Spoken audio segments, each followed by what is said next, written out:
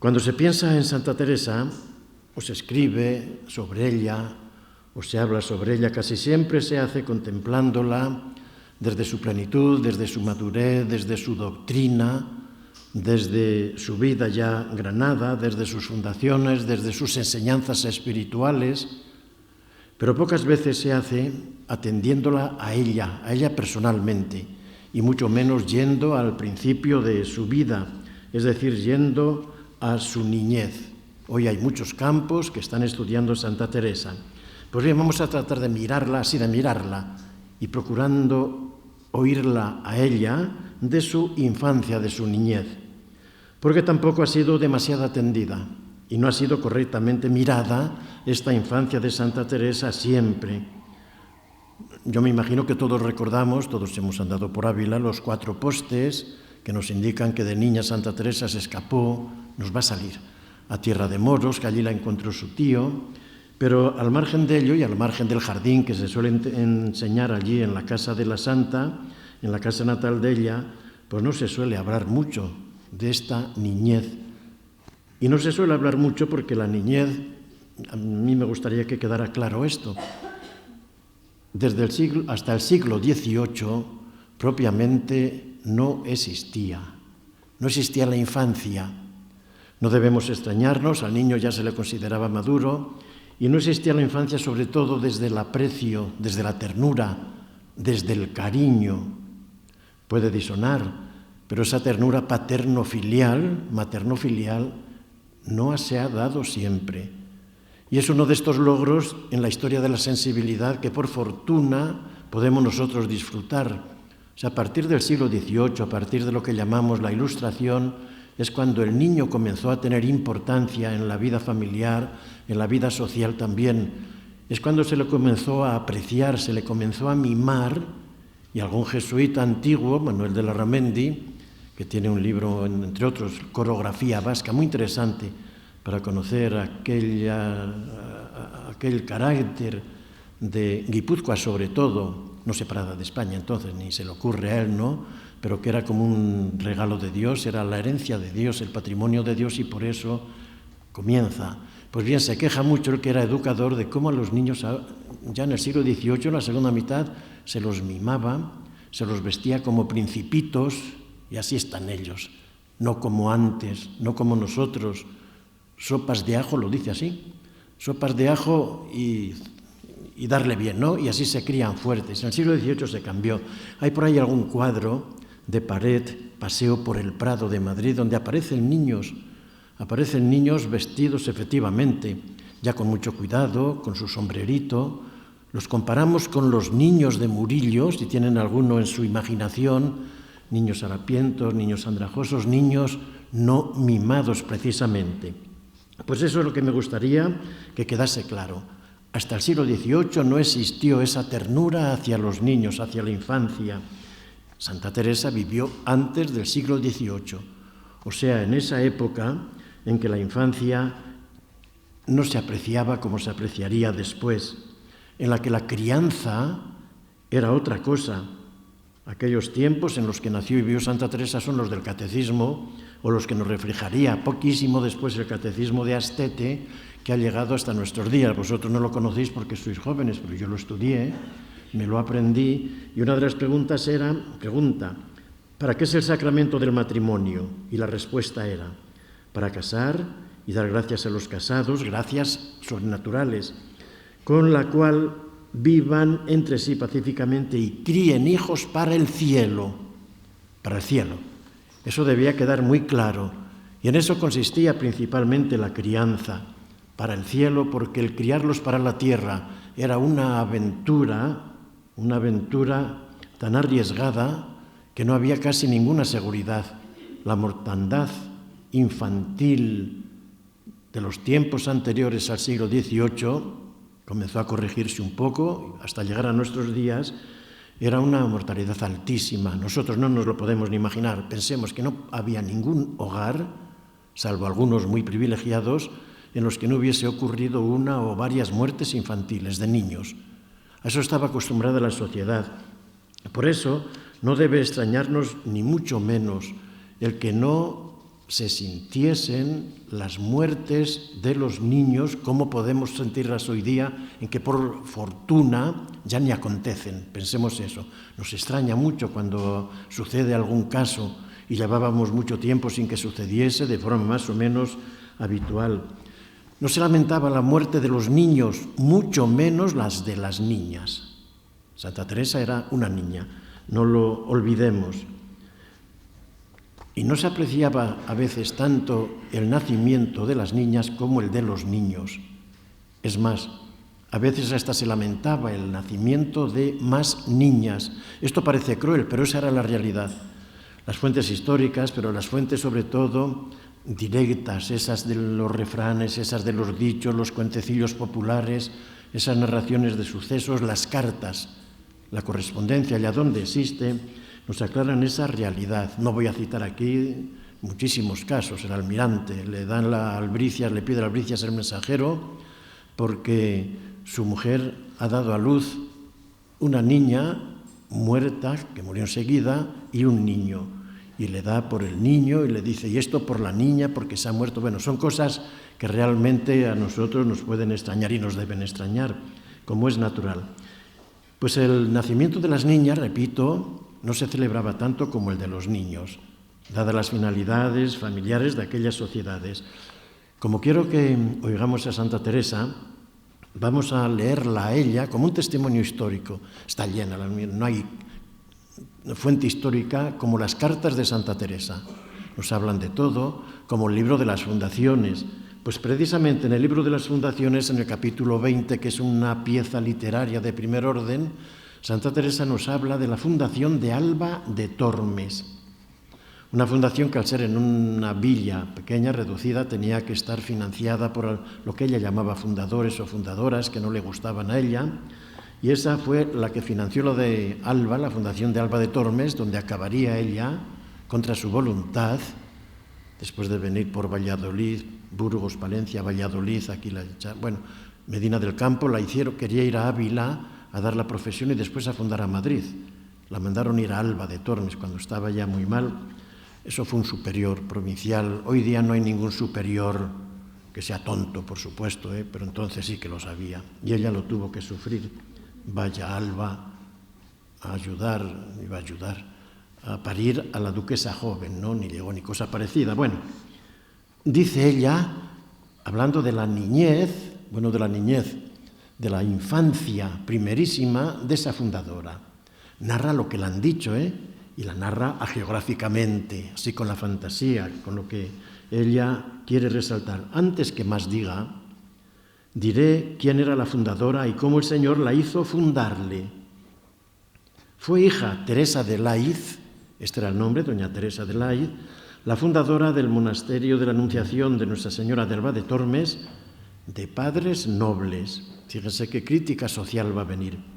Muy hijos de algo, muy hidalgos, y de limpia sangre, sin mezcla de raza, sin mezcla de sangre de judíos y de moros, que ella cuando habla de los demás siempre lo dice, de las familias o de los padres de los otros, y de limpia sangre. Tenían su asiento, por no ser tan ricos como pedía la nobleza de sus padres, en un lugar llamado Tordillos, que es 2 leguas a dicha villa de Alba. Es harta lástima que por estar las cosas del mundo puestas en tanta vanidad, quieren más pasar la soledad que hay en estos lugares pequeños de doctrina y otras muchas cosas que son medios para dar luz a las almas, que caer un punto de los puntos que esto que ellos llaman honra trae consigo. Una familia de hidalgos que no puede dar a conocer su auténtica pobreza y por eso en vez de estar en un lugar mejor, más poblado, van a un pueblecito Tordillo, se llama, junto a Alba de Tormes, y lamenta que vayan a un pueblo. Ella no era rural, Santa Teresa era urbana, como judeoconversa era urbana, y por eso lamenta que vayan ahí. No hay nada de doctrina, no hay eso, diríamos nosotros, no hay conferencias, no hay esto, aunque hay algunas conferencias, pues bueno, pero es lo que lamenta ella, y dice, porque no conozcan su pobreza. Se acuerda uno, ¿no?, en el Lazarillo de Tormes, de aquel caballero de Toledo, que por cierto era originario de Valladolid, nacido en la Costanilla, es el que pasaba tanta hambre, no podía comer, el Lazarillo se tenía que buscar la comida por otras formas y por otros mundos, pero siempre este caballero tenía un mondadientes y al salir de casa, además de hacer así para las migas, iba con el mondadientes así para que dijesen qué bien ha comido carne este hombre carnero, que es lo que entonces, y no comía, estaba hambriento, pero había que aparentarlo. Son los pobres envergonzantes, o sea, los pobres, los ricos venidos a menos muchas veces, o socialmente, que tenían que aparentar, vivir de las apariencias, como critica eso de los puntos de honra. Y eso sí que tiene relación con los judeoconversos, de los que voy a hablar poco, porque si no me lío y no acabamos. Sigue, que es a lo que voy, ¿eh? Esto solo es por esa crítica social. Pues habiendo ya tenido los padres de doña Teresa Lay, habiendo ya tenido 4 hijas, cuando vino a nacer Teresa de Lay dio mucha pena a sus padres. ¿De qué les dio pena? Pues de ver que también era hija, pero no pena como ahora nosotros, que no, vamos, lo tomamos un poco como hay que tomarlo, ¿no?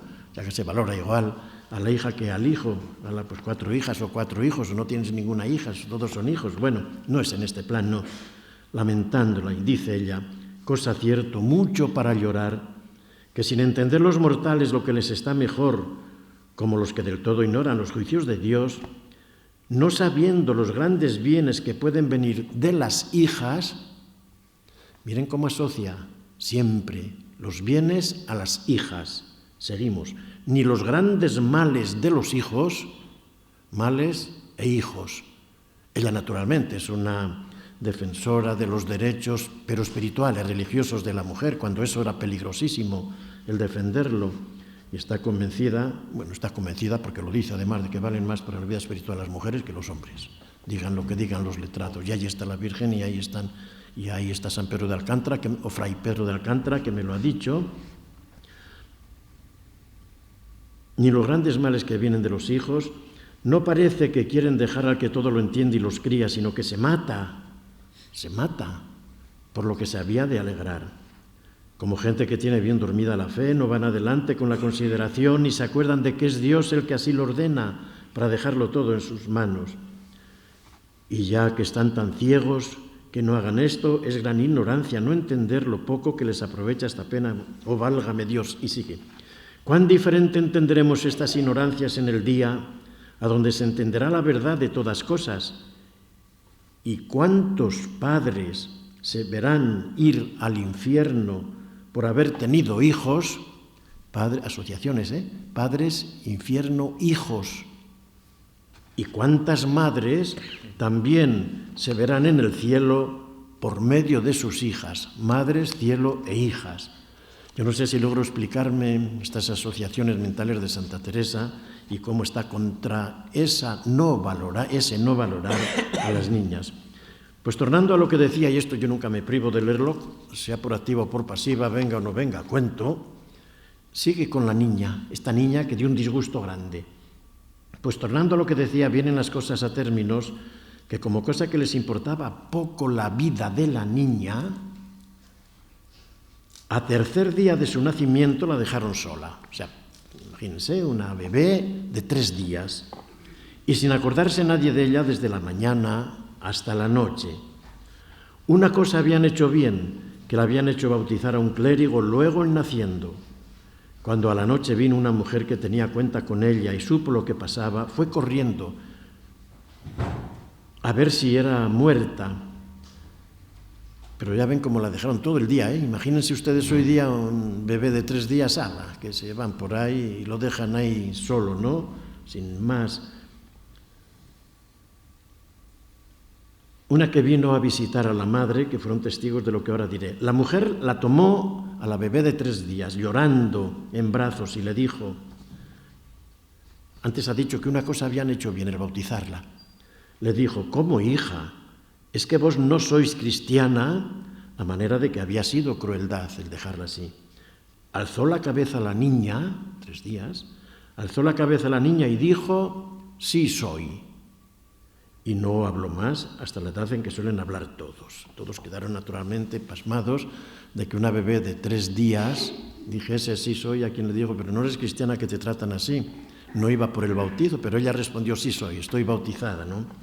Es una escena además muy gráfica. Se sigue narrando, porque no solamente no había esta ternura hacia los niños, que a lo mejor nos extraña algo, sino que tampoco el matrimonio se realizaba por amor, no se casaban por amor, no existía eso, salvo excepciones rarísimas y mal vistas socialmente. Venido el tiempo en que la querían casar, ella no quería ni lo tenía deseo, o sea, no quería casarse esta niña ya de mayor. Acertó a saber cómo la pedía Francisco Velázquez, que es el fundador también de esta casa, marido suyo, y en nombrándosele, ella en Tordillos, este Francisco Velázquez entonces en Salamanca, y en nombrándosele se determinó a casarse si la casaban con él, no le habiendo visto en su vida. Mas veía el Señor que convenía esto para que se hiciese la buena obra que entrambos han hecho para servir a su majestad. Indudablemente la Madre Teresa está escribiendo en este capítulo 20 de las fundaciones por lo que le han dicho, por lo que le han contado, pero vean cómo no era amiga de casarse, sale el nombre ese, todo es fantasía, que da gusto. Y se casó con él aunque no le conocía, que era una forma muy habitual de casarse entonces, porque el casamiento era contrato de los padres o de los tutores, y no existía el noviazgo. Y el no verse, sobre todo en las élites, en las aristocracias, por eso tenemos tantos retratos de príncipes, de princesas, porque era la presentación, así que no tiene que extrañarnos que a Enrique VIII le den un retrato de una sajona y al llegar allí a Londres, pues nada, la deje y vaya por la siguiente, ¿no? No se conocían. Otra muestra también de esta falta de aprecio, estoy insistiendo en esto para que vean cómo la familia de Santa Teresa fue una excepción clamorosa para quienes conocen aquellas sociedades. La abundancia de niños expósitos. Miren, en Valladolid, como se ha podido contar el número de bautizos de niños expósitos que había desde mediados del siglo XVI en el hospital, diríamos hoy hospicio de San José, de niños expósitos, se ha podido contar durante muchos años cuántos se iban bautizando. Hay tiempos en el siglo XVII, un poco de comienzo del siglo XVIII, en que el 25% de los bautizos de Valladolid es de niños expósitos, de niños recogidos en las márgenes de las esguevas, en las puertas de las casas de nobles, en la puerta de la iglesia de Santa María, catedral, donde fuese, pero el 25%. Es que tenemos que darnos cuenta de que es una cuarta parte, ¿no? El 25% de todos los niños. Hoy no hay ya, si hay algunos por determinados motivos sociales que están aconteciendo en España, pero nos llama ya la atención. Eso indica que no había sensibilidad y que necesitaba educarse esa sensibilidad como se hizo a partir de los ilustrados.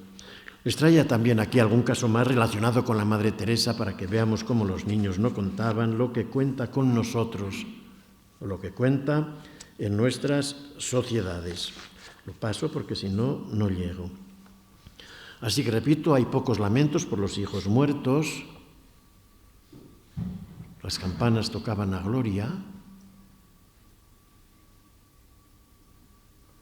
En la correspondencia que se conserva, me permito insistir en ello, sabemos que ha muerto un hijo del almirante, un hijo de quien sea, pero sin embargo hay cartas de ese día y no se lamenta, no hay, supónganse lo que sería hoy día. Hay algunas excepciones. La Madre Teresa narra algunas cosas. Lutero tiene cartas ternísimas, sobre todo cuando se le muere su hija Magdalena, de 12 años, tiene una carta, pero eso son excepciones. Importaba mucho más que asegurar la vida terrena, la vida eterna. ¿Recuerdan eso de criar hijos para el cielo? A eso se refería. Por eso el bautizo tenía tanto valor, porque era el signo de mayor seguridad.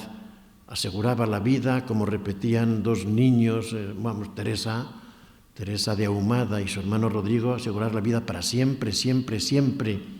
Importaba más asegurar esa que la de aquí. Y el bautizo se aseguraba, el bautizo era el gran seguro, la gran seguridad, que para aquella sociedad era tan válida. No podemos ni mucho menos menospreciar aquellas mentalidades. Y en segundo lugar, otra seguridad también para la criatura, el nombre. El nombre que se ponía tenía un significado de protección de lo alto, una especie de relación feudal. La criatura tenía que honrar a aquel santo, porque no se podían poner nombres sino de santos, que le iba a proteger, o sea, protección a cambio de servicio. Son también elementos de la mentalidad que hay que tener en cuenta, y es interesante, se está estudiando la antroponimia. La antroponimia quiere decir los nombres, la historia de los nombres, que ya lo creo que tiene importancia. Hoy día oímos un nombre y dice uno, este nombre no puede tener más de 25 años quien lo lleve, afortunadamente, ¿no? Pues tienen mucha importancia los nombres, que indica esa protección, ese signo, y desde Trento ya se mandó muy en serio, que no podía haber nombres más que de santos. Por eso en algunos lugares, antes, cuando las sociedades todavía estaban sacralizadas, hoy las nuestras son secularizadas, están ya secularizadas, había nombres muy raros porque coincidían con el santo o a veces con el capricho de la madrina, como en algún caso que yo me sé, que iban a ponerle, según me dijeron mis padres, Manuel, y le pusieron Teófanes. En Palencia había fama todavía hasta los años 60,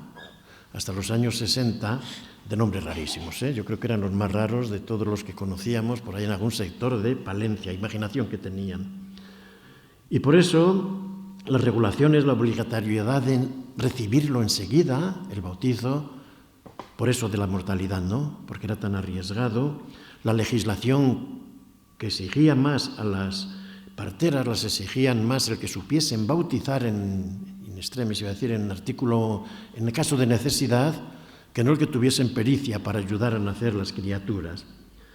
Pues veamos, conducidos por la Madre Teresa, lo que significaba la niña Teresa en su familia y lo que la niña quería a su familia. O sea, excepción, totalmente excepcional.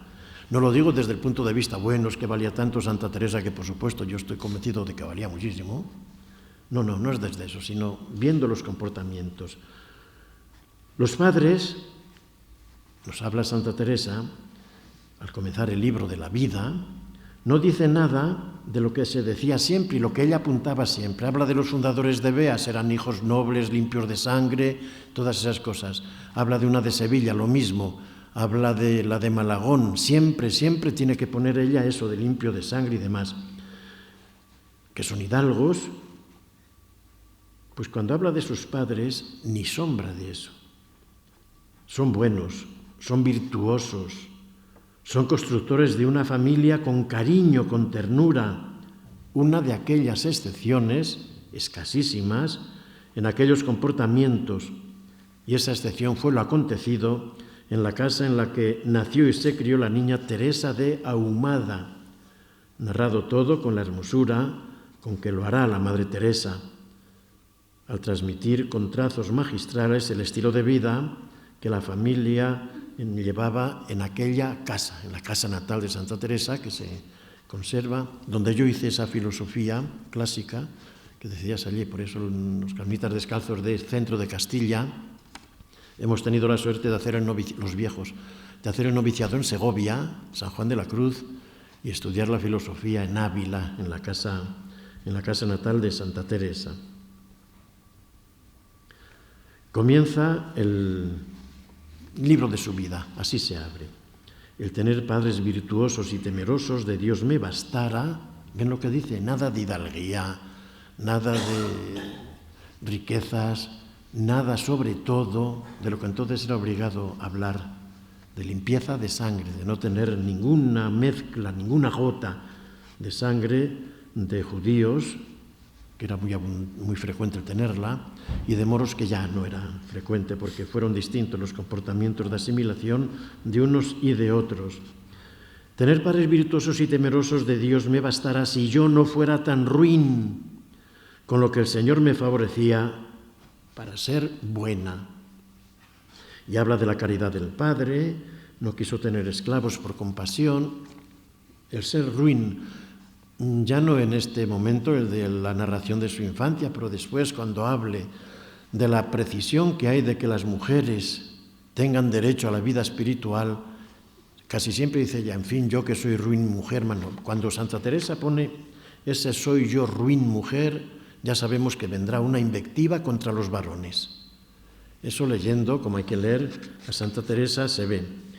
Dice, era mi padre hombre de mucha caridad con los pobres y piedad con los enfermos y aún con los criados, tanta que jamás se pudo acabar con él tuviese esclavos, porque los había gran piedad.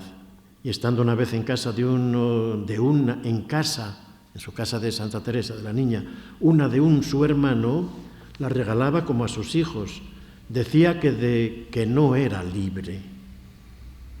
Otra cosa, no sabía, por supuesto, no existía todavía el derecho a la libertad, ni el sentido de libertad, y a veces era mejor no ser libres, decían. No lo podía sufrir de piedad, era de gran verdad, jamás nadie le vio jurar ni murmurar, muy honesto en gran manera. Pero a lo que voy es a cómo no resalta lo que era habitual resaltar. Así que una familia piadosa, una familia en la que veremos había cariño, había ternura, y una familia numerosa. En otro rasgo excepcional entonces, cuando, repito, la mortandad infantil era tan elevada, y sobre todo en hogares que, al contrario del hogar de doña Teresa, no podían recurrir a las amas de cría, que eran la salvación de las criaturas en tantas circunstancias. El mayor gasto de la cofradía de niños expósitos del hospital que había aquí era de las amas de cría, como se pueden imaginar. A lo mejor alguno recuerda todavía en el Teatro Coca, bueno, no pueden recordar porque no se quitó antes, había el resto del torno de los niños del Hospital de San José.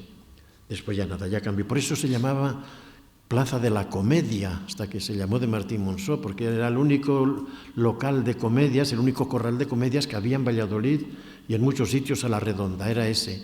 Y los niños expósitos se beneficiaban, el ayuntamiento, de los ingresos de las comedias que venían a representarse, se destinaban a los niños expósitos.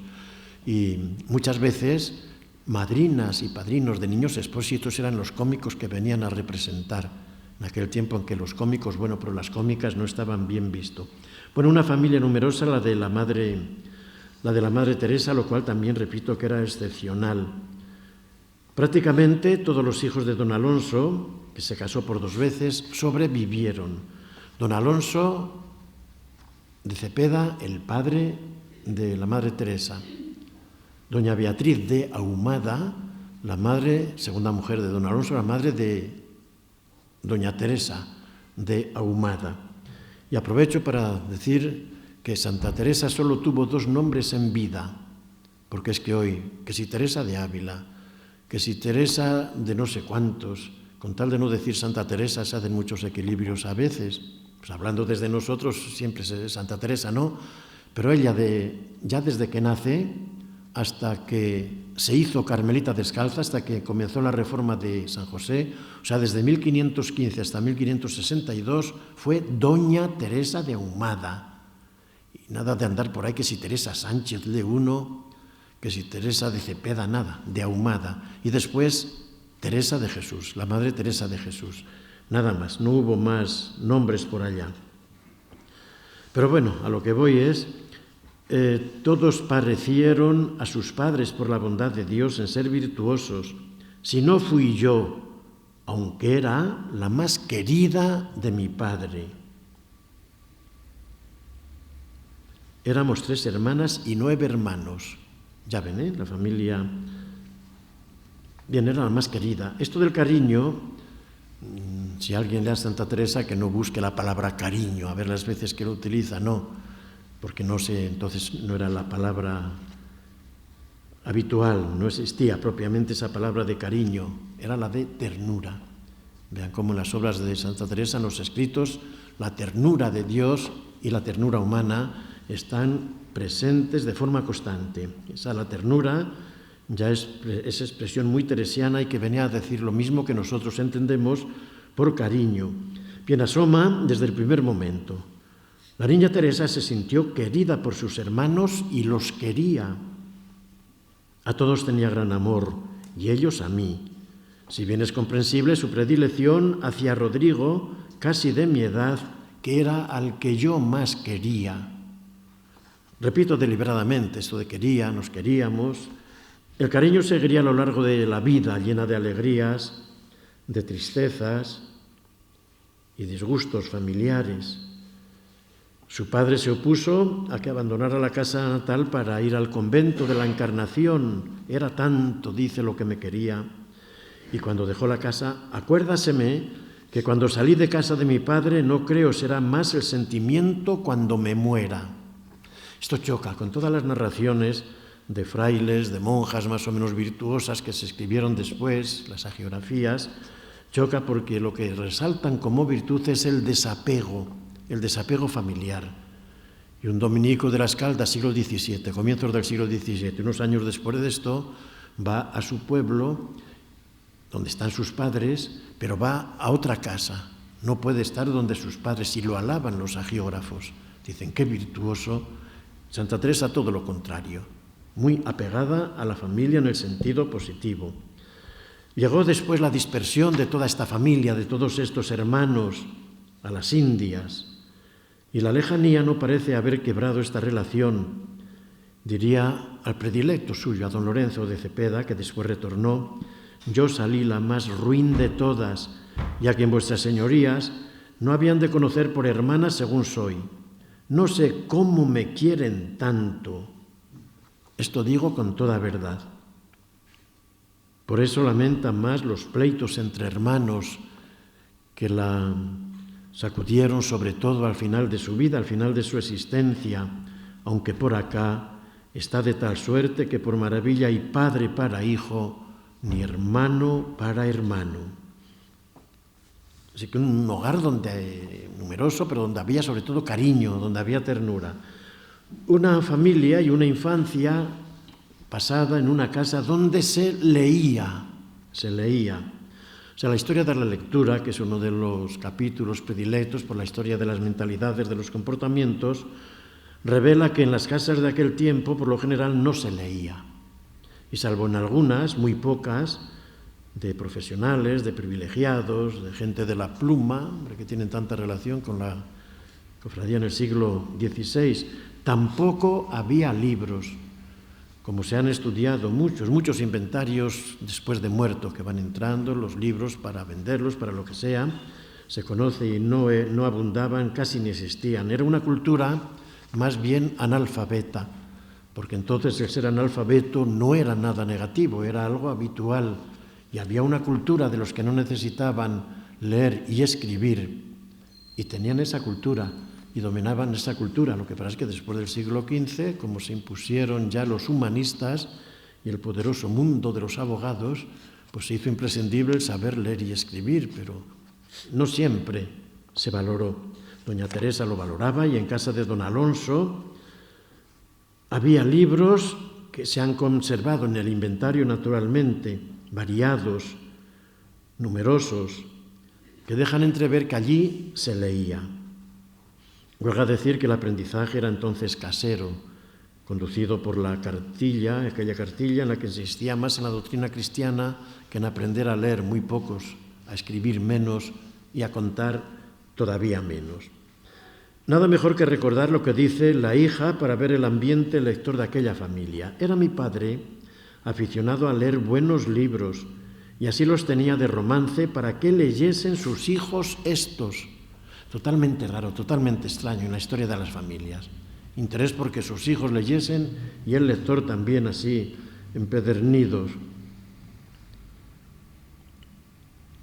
No había llegado todavía el tiempo en el que el no leer ni escribir se tomaba como una especie de garantía de ortodoxia. Sucedió después de 1559 por los autos de fe de aquí de Valladolid, por las prohibiciones de libros que no fuesen los escritos en castellano, y muchos en castellano también prohibidos. A partir de entonces, si decía uno que era analfabeto, no era analfabeto, que no sabía leer, no podía escribir y no podía leer, pues se consideraba positivo. Una obra de Cervantes, el alcalde de Doganzo, en una especie de oposición que hacen para ser alcaldes de ese pueblo, llega uno y dice, yo no sé ni leer ni escribir, y se la dieron la alcaldía, porque el leer mucho y el escribir mucho era muy sospechoso, ¿eh? Era sospechoso. Entonces, cuando se quitaron, dice ella, muchos libros de romance que no se leyesen, yo sentí mucho cuando la Inquisición los quitó, porque algunos me daban recreación leerlos y yo no podía ya por dejarlos solo los escritos en latín. Y entonces me dijo el Señor, habla del Señor, locuciones de Dios, son muy numerosas en Santa Teresa. Las hablas, Dios le dice, y esto sí, siempre Dios le dice lo que piensa Santa Teresa. Eso que quede muy claro. Me dijo Dios, no tengas pena, hija, que yo te daré el libro vivo. Era una de las críticas más inteligentes a la Inquisición, puesta además en boca de Dios. No te preocupes, no hagas caso, que yo te doy el libro vivo, que es lo que vale, y deja que esos prohíban o que quemen. La niña, con algún hermano próximo en edad, leía con especial gusto e intensidad por lo que era más leído en aquellas sociedades sacralizadas. La Vita Christi, la vida de Cristo, y el Flor Santorum, o sea, la vida de los santos, la leyenda dorada. Lo mismo que leía Ignacio de Loyola cuando se convirtió. Es posible que leyesen los dos la misma impresión, una de Sevilla, que se hizo por entonces, donde había leyendas añadidas para los lectores españoles, la leyenda de San José, o sea, la vida de San José. Más tarde, la Madre Teresa de Jesús, apóstol entusiasta de la devoción a San José, que hasta entonces no era venerado, animaría su devoción con expresiones bebidas en el libro que hablaban del poder tan grande, del que fuera nada menos que ayo del Señor. Y es como lo llama ella en el libro de su vida. Dejaos de acudir a otros santos que solo pueden remediar una necesidad. Acudid a San José, que remedia en todas, porque como fue ayo, y así tiene un manifiesto de devoción josefina, que los carmelitas descalzos de Santa Teresa han tratado de recoger siempre, y de ahí el interés que tienen. Y ese manifiesto es el punto de partida de la devoción a San José. Antes no existía devoción a San José. A partir de la divulgación del libro de la vida de Santa Teresa, que fue muy temprana, Fray Luis de León ya, se comenzó a hablar de San José en sermones, a predicar, que era el medio más influyente en la opinión pública entonces. Se comenzaron a escribir libros y el predilecto de Santa Teresa, el padre Jerónimo Gracián, nacido en Valladolid, en el pasadizo de Don Alonso, calle de Santiago.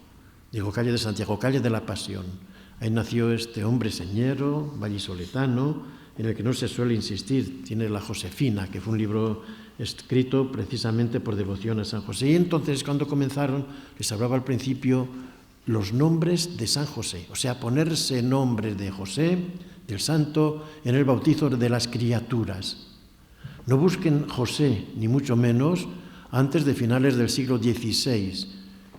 Ya a partir del siglo XVII, o sea, cuando se va extendiendo ya la devoción a Santa Teresa, se va conociendo sus libros, se va predicando de ella, se la beatifica, se la canoniza, comienzan a ponerse a las criaturas el nombre de José.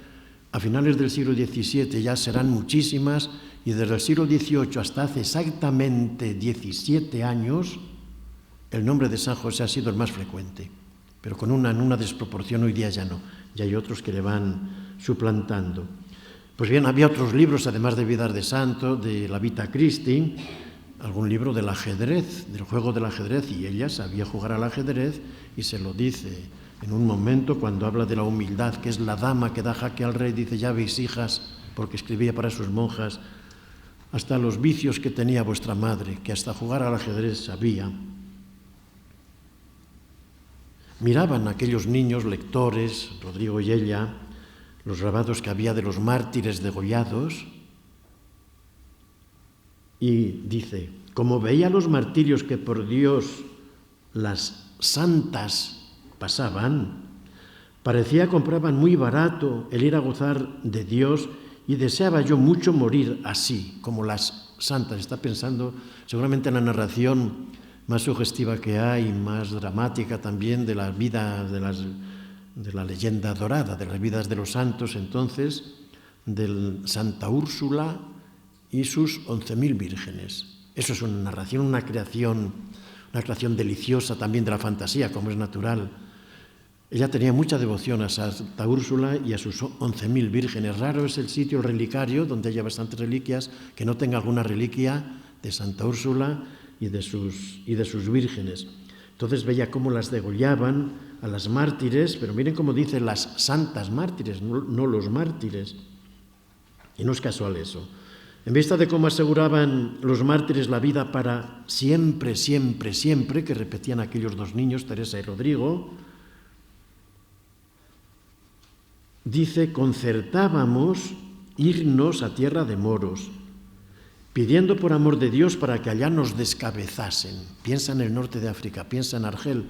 Los libros de los mártires hablaban constantemente y estaban muy presentes en aquellas mentes también sacralizadas. Dice, en la tierra de moros, ¿y cómo iban a llegar a tierra de moros? Pues pidiendo por amor de Dios, o sea, por dioseando, como los pobres que veían ellos, que con tanta frecuencia acudían de otros sitios y que vivían de ese pordioseo, para que nos descabezasen. Y paréceme que nos daba el Señor ánimo en tan tierna edad, si viéramos algún medio, sino que el tener padres nos parecía el mayor embarazo. O sea, ni el niño Rodrigo, ni la niña Teresa, con sus 8 años, salieron de su casa, se escaparon de su casa porque no podían, era prácticamente imposible, lo dice ella, ¿no? Si no tuviésemos padres o si no tuviésemos esas ataduras. Es decir, que esa narración de los dos niños que se escapan, que pasan por el puente romano, el río Adaja, que son encontrados por un tío, su tío Francisco además, a caballo siempre en los grabados o en las pinturas, eso es algo, creación de la fantasía, que es válido. O sea, en aquellos tiempos se daba tanto valor al fruto de la fantasía como a la misma realidad. Eso hay que tenerlo en cuenta y es un principio en historia. Pero eran sueños, fantasías de los niños que como no pudieron ir a los martirios, pues se dedicaron a ser eremitas, construyendo ermitas en el pueblo. Bien, dentro de las lecturas era una familia en la que había complicidades. Y complicidades sobre todo entre la madre y la hija. La madre, doña Beatriz de Ahumada, ya ven, ella tomó no había entonces normas de apellidos, que nos quede claro. A ella le dieron el de la madre.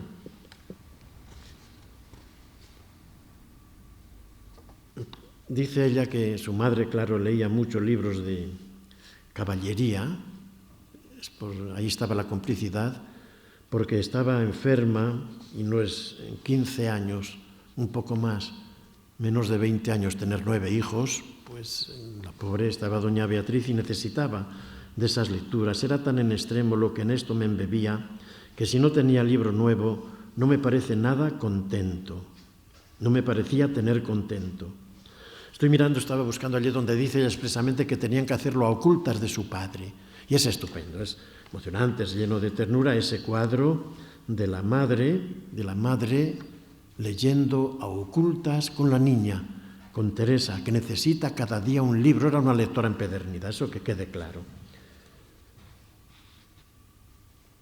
Influyeron en ella estos libros de caballería, en su léxico, en su lenguaje, en sus expresiones, en tantos conceptos de comportamientos caballerescos como aparecen en sus escritos, incluso en alguna expresión. Cuando habla de Fray Pedro de Alcántara, uno de los pocos que cita en su vida, solo salen 2 nombres en todo el libro de su vida: el santo Fray Pedro de Alcántara y Francisco, el padre Francisco, que es duque de Gandía, San Francisco de Borja. Fray Pedro de Alcántara, cuando lo describe, ella tiene una descripción muy perfecta, dice, parecía hecho de raíces de árboles. Es lo que aparece en Las Sargas de Esplandián, una novela que ella indudablemente leyó, que leyeron la madre y ella. Al hablar de una viejica que aparece allí en el camino de 105 años, dice que parecía raíces de árboles. Bueno, pero eso no importa. Lo que importa es que era una familia lectora, cómo se leía en la clandestinidad y cómo la madre y la hija, una expresión de ternura, lo hacían. No, ya pasó de la adolescencia que tenía aquí algo. Cuando se le muere su madre hacia los 12 años, acuérdome que cuando murió mi madre quedé yo de edad de 12 años. Bueno, la madre la había enseñado piedad, entre otras cosas el rosario, era muy devota de la Virgen. ¿Cómo quedé yo de edad de 12 años, poco menos? Como yo comencé a entender lo que había perdido, afligida, fuime a una imagen de Nuestra Señora y supliquéla fuese mi madre con muchas lágrimas. ¿Cuál era esta imagen? Ahora ya sí, con 12 años, muerta su madre, llorando, la niña Teresa pasó hacia el noroeste, pasó el puente